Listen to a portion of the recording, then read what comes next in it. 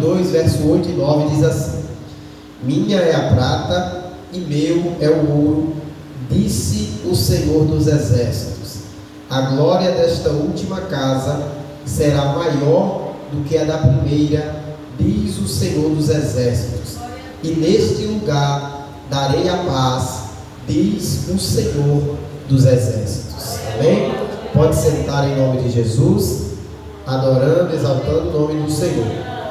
Estamos numa campanha derrubando as muralhas de Jericó. E Deus colocou esta palavra no meu coração, pois ela fala exatamente sobre as atitudes que nós devemos ter para agradarmos ao Senhor. E através das nossas atitudes, Deus ele faz algo. Dependendo daquilo que nós fazemos na nossa vida ou para Deus, Ele vai responder de alguma forma. Do mesmo jeito que o povo rodeou a muralha de Jericó, obedecendo a voz de Deus, Ele respondeu, derrubando as muralhas de Jericó. Mas esta palavra que nós lemos nessa noite, livro de Ageu, ela vai falar a respeito de um tempo, o segundo ano do reinado do reinário. A Bíblia vai dizer que Deus usou o profeta Ageu para falar com Zorobabel, o filho de Sealtiel, príncipe de Judá.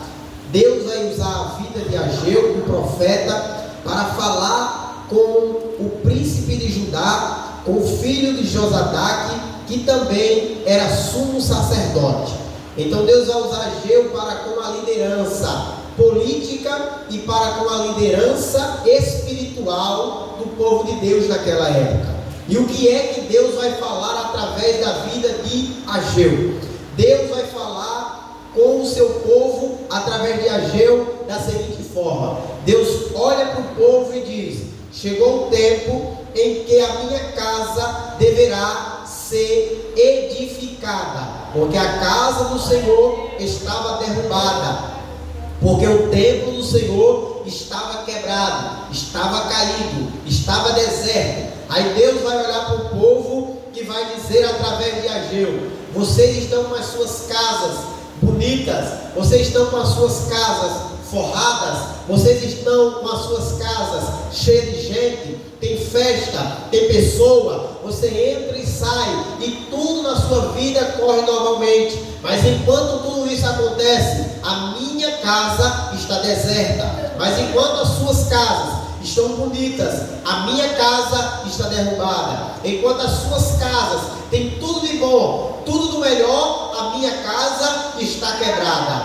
Então ele vai exortar o seu povo para dizer para eles que aquilo que sobreveio na vida deles era por causa daquilo que eles fizeram com o Senhor. Eles não focaram a sua vida em construir, em fazer algo na casa do Senhor. Eles estavam apenas olhando para o seu eu, olhando para a sua vida e querendo apenas coisas para si próprios. E quantas das vezes nós também fazemos assim? Nós olhamos para o nosso dia, nós olhamos para a nossa vida, nós olhamos para o nosso futuro, nós construímos algo na nossa casa. Não é errado, mas às vezes nós esquecemos de olhar também para as coisas de Deus.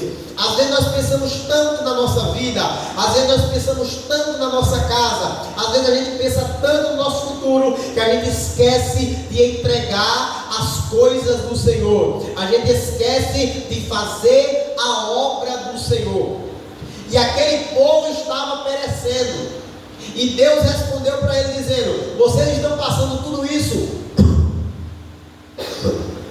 por causa daquilo que vocês mesmos estão fazendo. E o que é? A minha casa está deserta. Então, o povo de Israel, o povo de Deus, estava passando dificuldades por causa daquilo que eles mesmos estavam fazendo, que eram fazer pouco caso da obra do Senhor.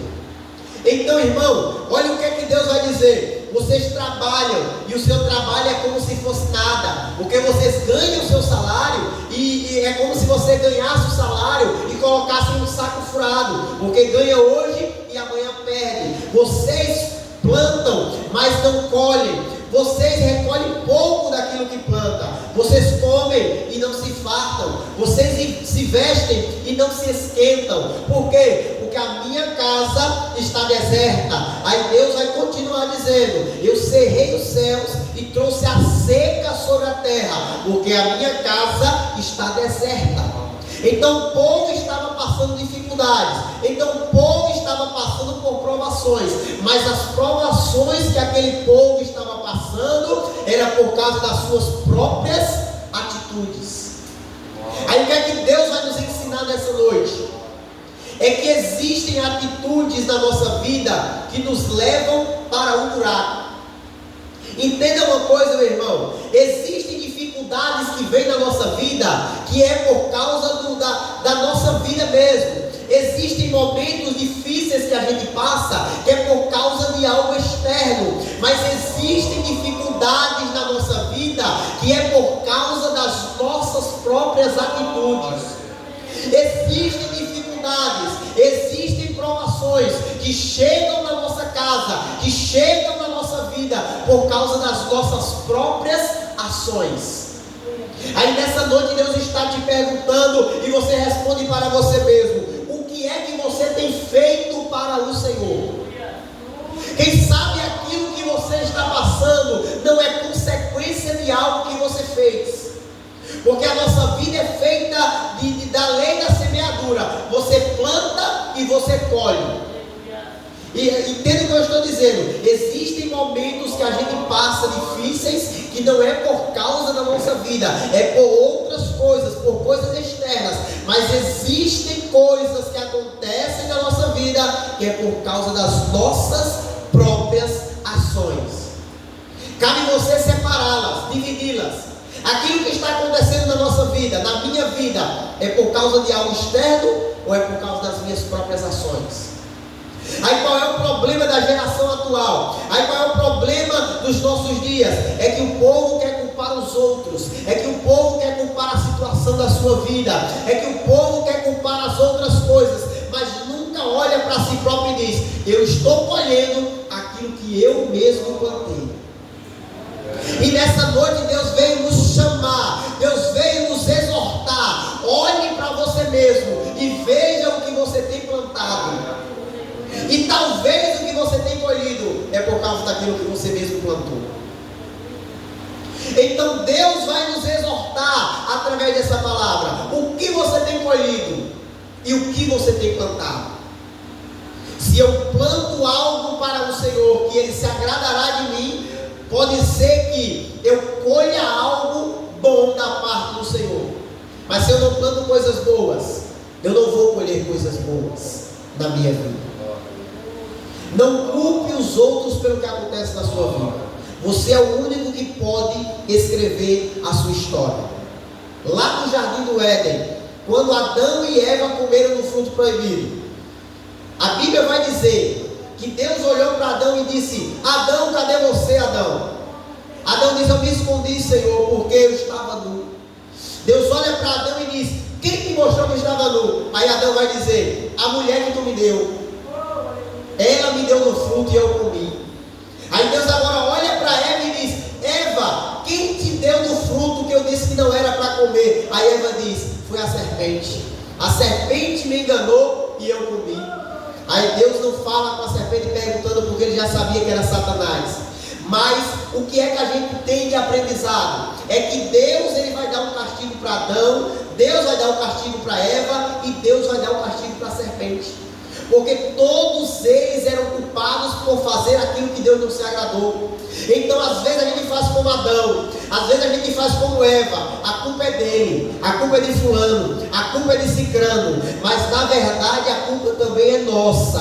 Então, irmão, Deus não trabalha com desculpa. Deus trabalha com pessoas que coloquem a mão no peito e digam: se eu estou colhendo algo é porque eu mesmo plantei, mas eu não vou colocar a culpa culpa na situação da vida, mas eu não vou colocar a culpa nos outros pelo que está acontecendo na minha vida, porque só eu posso escrever a minha história.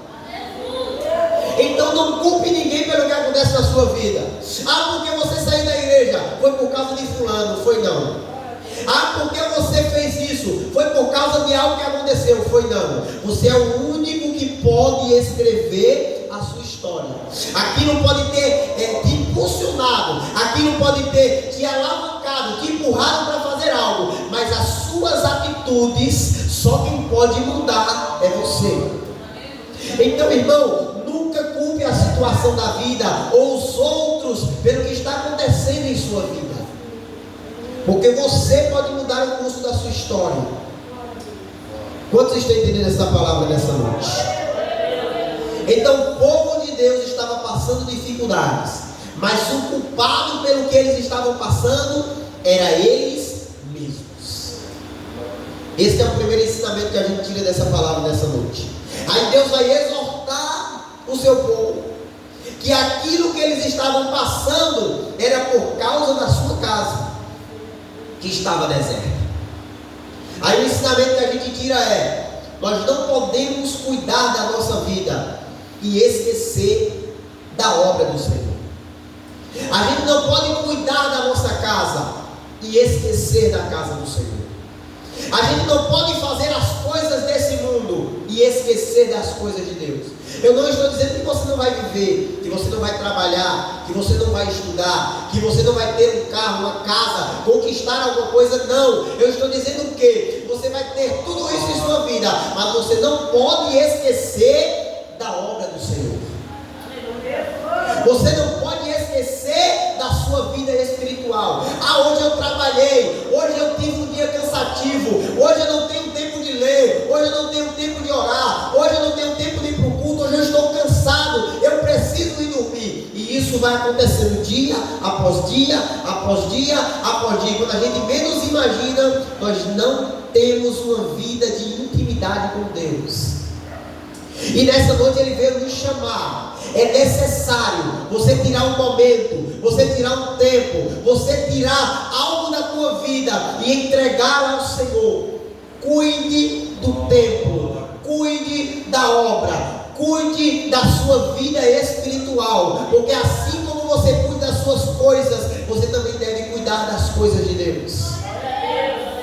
E o que eu vejo nos últimos dias, muitos crentes e pessoas que falam apenas das coisas desse mundo, mas esquecem de falar das coisas de Deus. Irmão, uma coisa muito forte que eu estava vendo ultimamente, eu estava observando, é que muitos cristãos, muitos crentes, até mesmo nas postagens, às vezes eles postam tanta coisa de tantos assuntos desse mundo e esquecem de falar algo sobre a sua vida com Deus, de falar sobre a palavra de Deus. E às vezes, irmão, principalmente sobre política. Muitos pastores só postam sobre política, sobre política, sobre política, e a vida espiritual, e a palavra de Deus, e as coisas de Deus vão ficando de lado. Ele está pensando apenas nas coisas desse mundo, ele está pensando apenas nas coisas dessa terra, mas a vida espiritual está ficando para trás. Nós não podemos deixar as coisas de Deus como segundo plano. Se eu estou cuidando da minha casa, eu vou cuidar da casa de Deus. Se eu estou cuidando da minha vida física, eu vou cuidar da minha vida espiritual. Se eu estou fazendo algo para mim, eu também farei algo para o Senhor. Por quê? Porque Deus, irmão, Ele não habita em templos vazios. Deus, Ele não habita em casas que nós não cuidamos. Isso eu estou falando da nossa vida espiritual. Nós devemos dia após dia reformar, colocar algo. Nós não podemos nos esquecer do templo do Senhor. Aleluia. Então, irmão, você já viu uma casa que não há reforma? Você constrói ela está bonita, mas passa 5 anos, 10 anos, 15 anos, 20 anos e você não faz nada, não dá uma pintura, não faz uma reforma, não faz nada. Quando você mesmo imagina, a casa está trincando, tem alguma coisa fora do lugar, de repente uma parede começa a desfarelar. Quando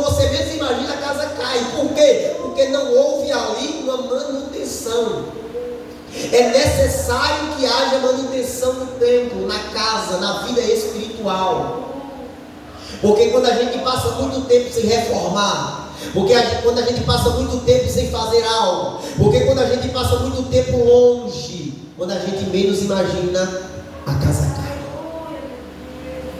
Não passe muito tempo sem orar, não passe muito tempo sem ler, não passe muito tempo sem vir para o culto, não passe muito tempo sem se entregar ao Senhor, porque quando a gente deixa de reformar a casa, porque quando a gente deixa de reformar o templo, as coisas começam a desmoronar, e quando a gente menos imagina, o mundo já nos abraçou, e nós estamos distantes do Senhor. Aleluia! Quantos estão entendendo esta palavra nessa noite? Então, irmãos, Deus exortou o seu povo a reformar, a reconstruir o templo do Senhor que estava derrubado, que estava destruído, que estava deserto. Aí agora, a Bíblia diz que o povo ouviu a voz de Deus e temeu. Deu ouvido à voz de Deus. O povo construiu, o povo correu atrás e construiu o templo. Foi de primeira.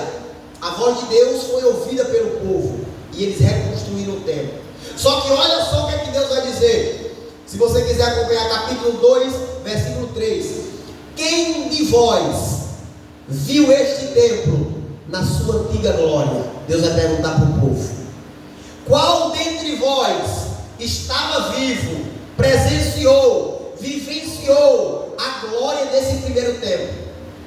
Este templo de hoje não é nada comparado ao templo que havia antes. Olha só que interessante. O povo se esforçou, o povo construiu, o povo correu atrás, mas Deus olhou para ele e disse: esse templo que vocês construíram agora não é nada comparado ao templo anterior. Então, para o Senhor, aquele templo não servia. Por quê? Porque o templo anterior era mais grandioso, era mais glorioso do que o templo atual. Então, agora o que é que Deus vai fazer? Deus vai dizer: esforça-te e trabalha. Esforça-te e trabalha. Esforça-te e trabalha. Por que Deus não disse isso antes? Porque Ele apenas deu a ordem. O povo fez a obra, só que o povo não havia se esforçado e dado o seu melhor. Aí é por isso que Deus vai falar com ele dizendo: este templo que vocês construíram agora não é nada comparado com o primeiro templo. Aí agora eu quero falar para você a respeito do primeiro amor. Quando alguém olha para você, o que é que ele vê? Que alguém não olhe para a gente e diga assim: quem foi fulano lá atrás, que pregava e hoje não prega mais, que orava e hoje não ora mais, que subia monte e hoje não sobe mais, que não faltava um culto, mas agora não está nem aí para nada, que era engajado na obra, mas agora não quer saber de Deus. Ei, sabe o que é isso? É Deus olhando e dizendo assim: a glória desse tempo está menor do que a anterior. E na nossa vida espiritual não pode haver retrocesso, deve haver evolução. O tempo de hoje deve ser melhor do que o de ontem. Hoje eu devo ser mais crente do que ontem. Hoje eu devo ser mais espiritual do que ontem. E eu quero olhar para você nessa noite e te perguntar: o que é que você fez no passado e o que é que você tem feito hoje? Muitas pessoas se comparam com outros, mas vão dizer os estudiosos que para a gente crescer na vida, o mais importante é olhar para nós mesmos no passado e se comparar com hoje. O que é que eu fiz e o que é que eu estou fazendo hoje? Então às vezes a gente olha para o nosso passado e a gente diz: foram dias gloriosos, mas hoje não está mais. Então o que é que Deus vai nos exortar? Esforça-te e trabalha. Esforça-te e trabalha. Esforça-te e trabalha. Esforça-te e trabalha. Por quê? Porque a glória do segundo templo, a glória da segunda casa tem que ser maior do que a da primeira.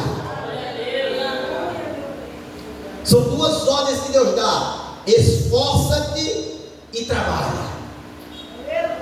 Porque deve haver trabalho. Deus não tem parte com aquele que vive no seu canto parado e não quer fazer nada. E o trabalho do crente, o trabalho do cristão, é necessário que haja um esforço. Porque só um trabalho sem se esforçar não vale de nada. Eu estou fazendo só empurrando com a barriga, fazendo o que me mandam. Mas quando a gente se esforça, quando a gente corre atrás, o trabalho sai muito melhor. Qual é o esforço que você tem feito para crescer na obra do Senhor?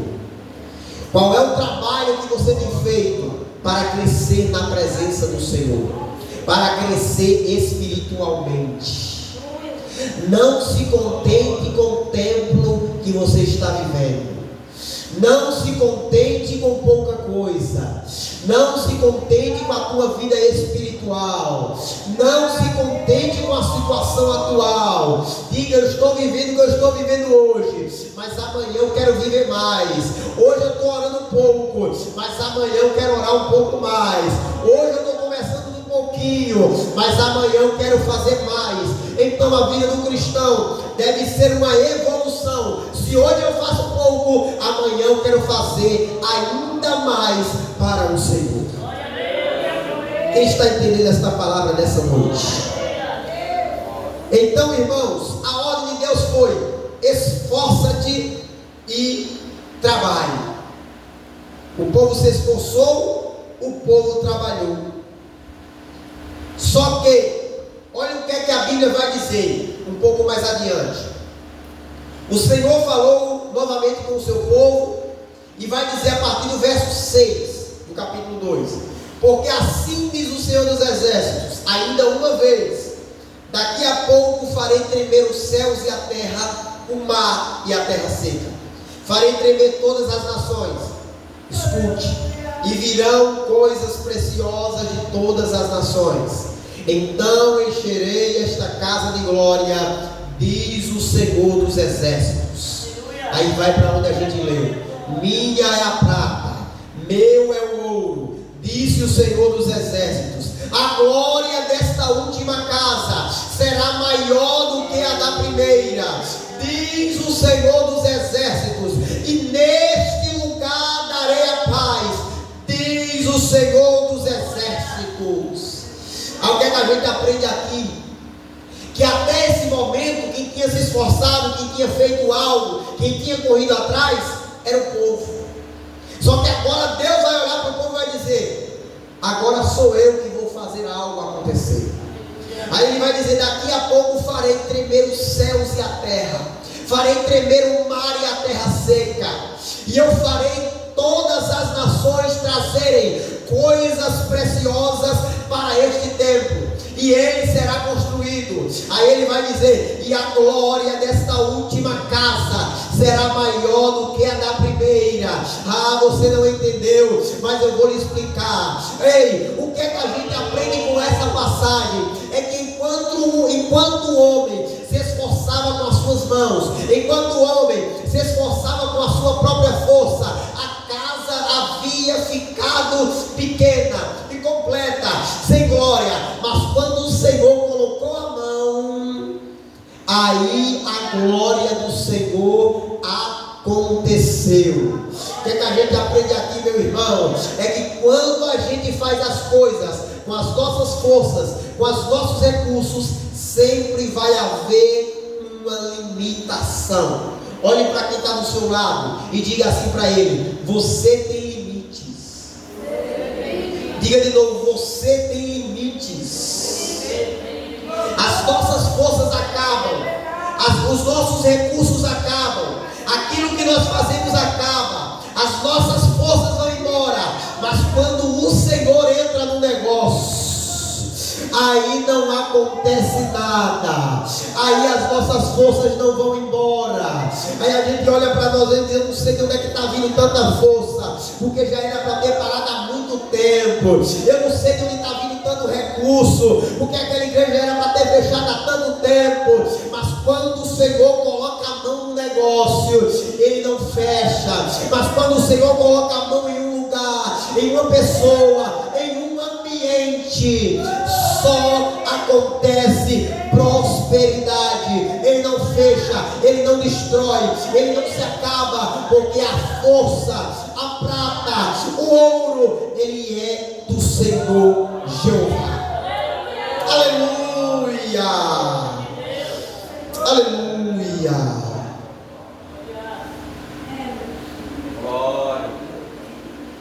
Então entenda que as nossas forças, nós temos limitações. E se a gente for fazer tudo com as nossas mãos, nós vamos falhar, nós vamos perecer, nós vamos voltar para trás, nós vamos às vezes fazer algo que não agrada a Deus. Por quê? Porque as nossas forças são limitadas.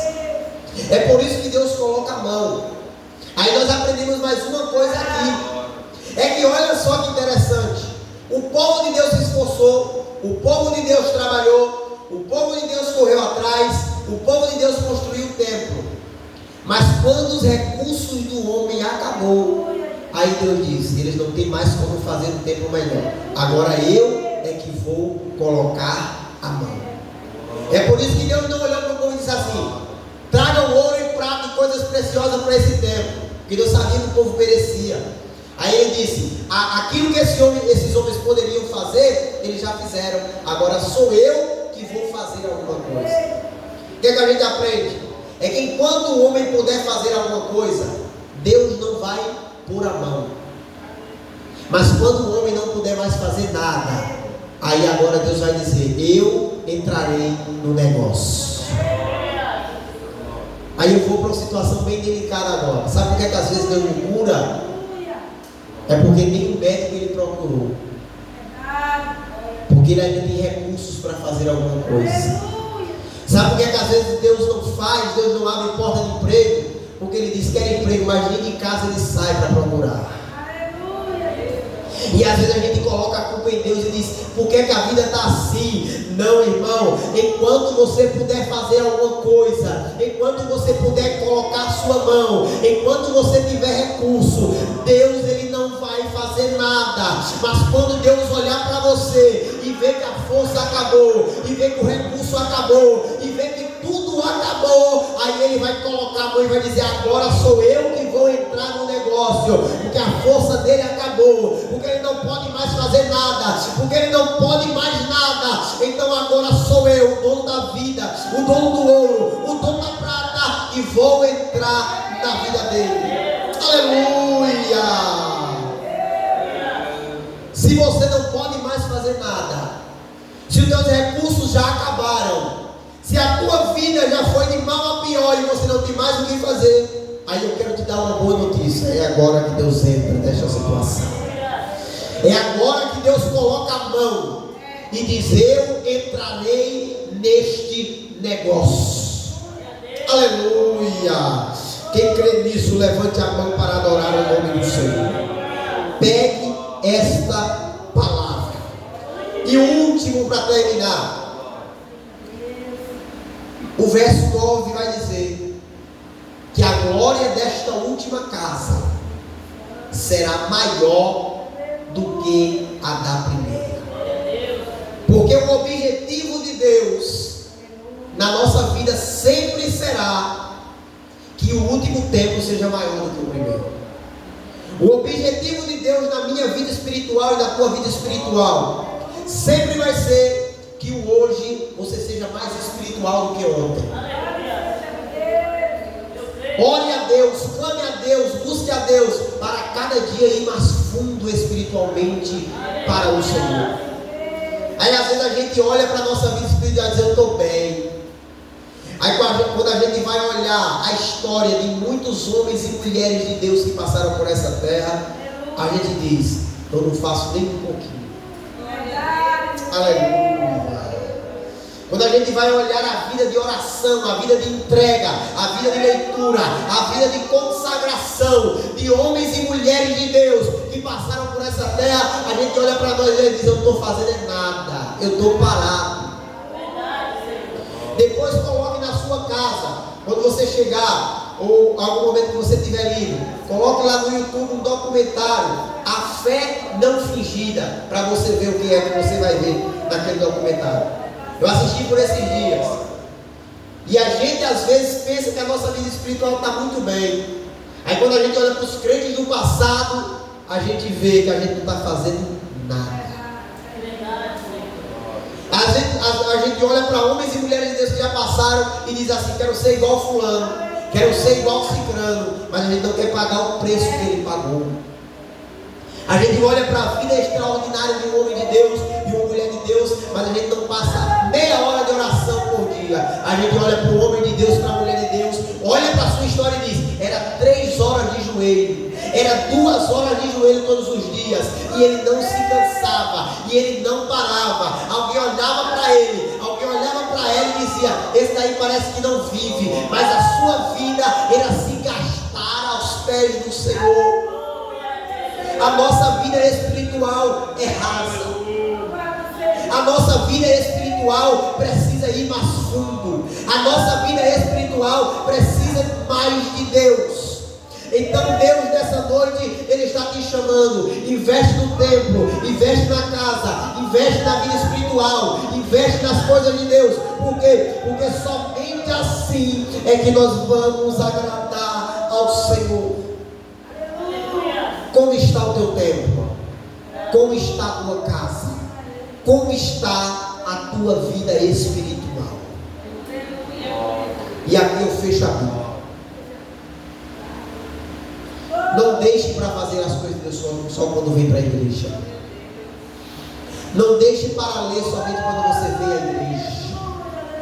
Não deixe para ler somente quando você vai pregar. Não deixe para orar somente quando alguém adoece.